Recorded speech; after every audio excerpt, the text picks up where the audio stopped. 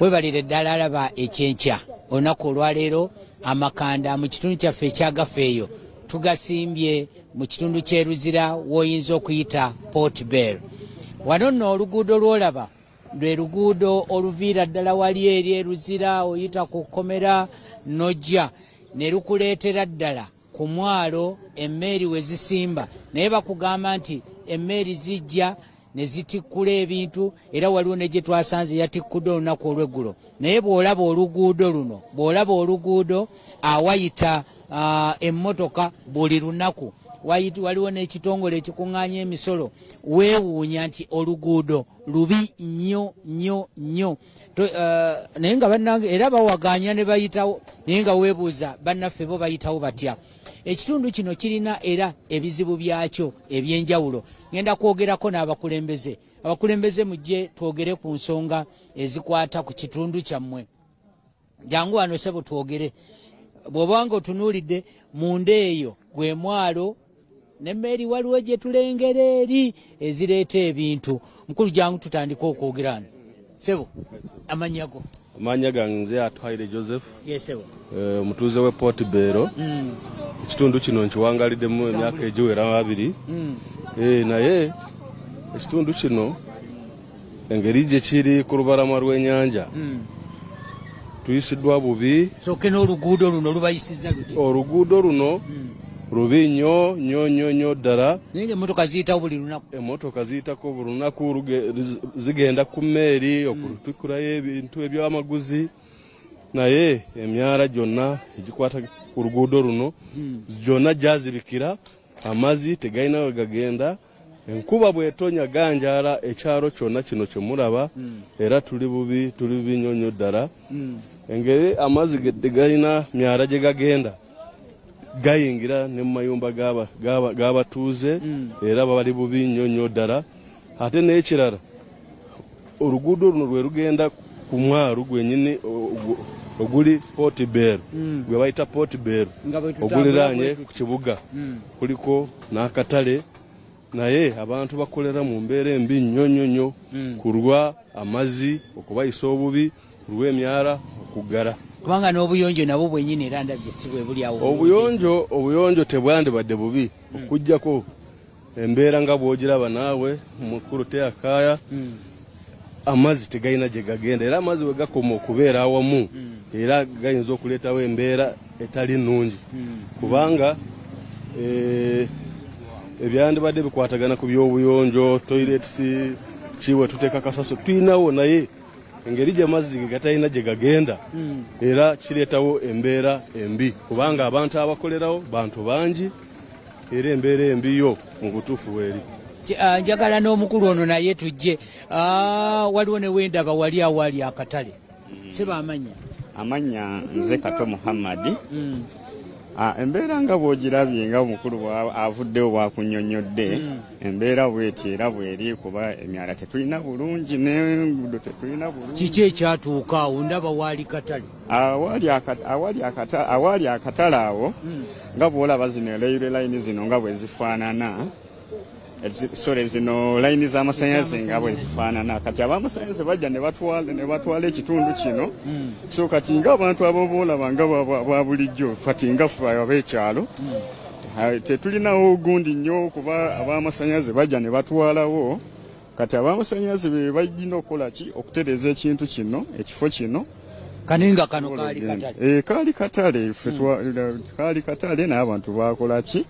Abantu bavaawo nga bw'olaba nti akatale kaavaawo. Naye kakati kiri mu bantu wakatira balaba obukyafu buveera kiki tewali kikolebwa. Buno si bulwadde bwennyini obugenda okuba mu bantu. Bujja kuba era bulwadde sigamba nti bujja kuba, naye kuba kati essaawa eno bulwadde. Naye tusaba bekikwatako basobole okikola ki? Okigonjoola. Era tujja kubagamba bakitereeze. Kati abali mu katale ako baddawa? Abali mu katale ako abasinga bavaamu bagenda ne bafuna obutale ebifo ebirala mu butale ne basobola okugenda okweyiyizaako awalala, nga bw'olabye nti tewaliwo muntu yenna aliwo.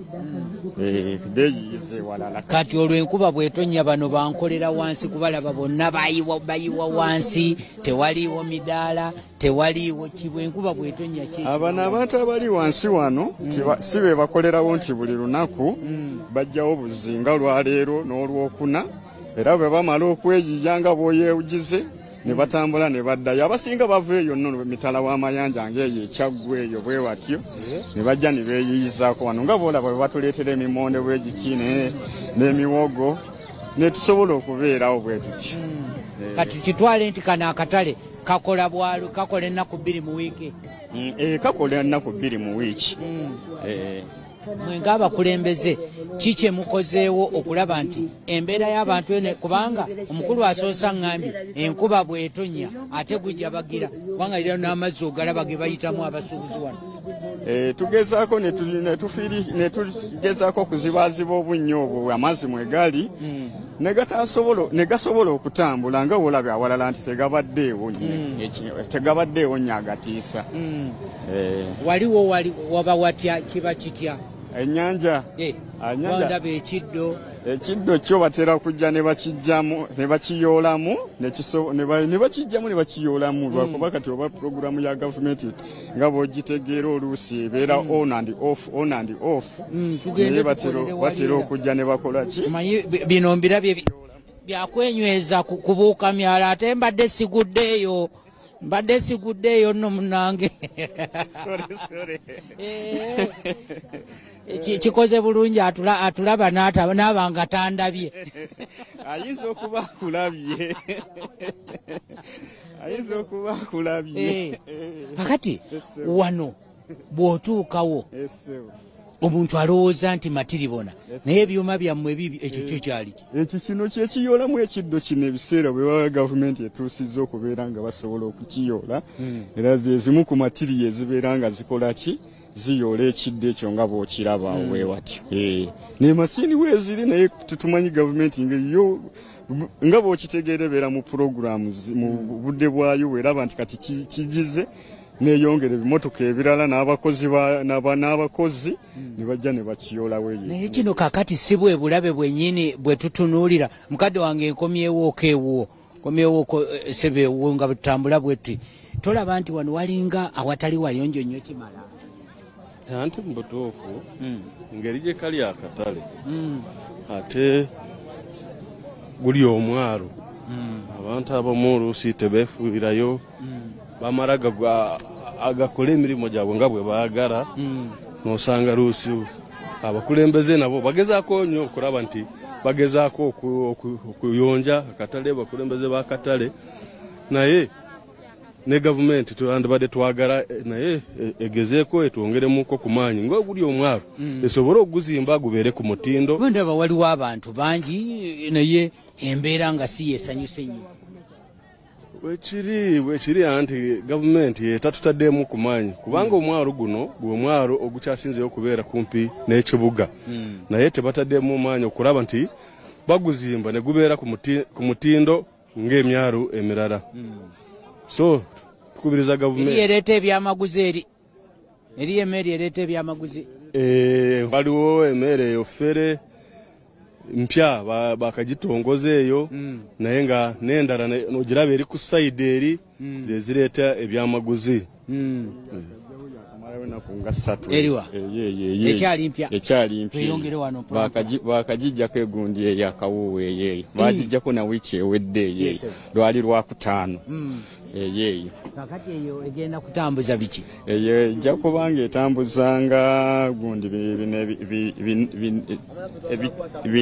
binazi oba binazi bivaamu ebinazi.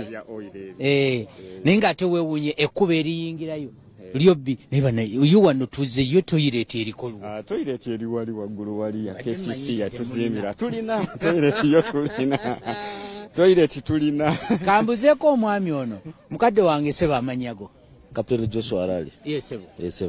Njagala odde sayidi eno eri nengeddeyo ebirango, saagala tugabe ebirango bya bwereere. Kakati bwana Kapere.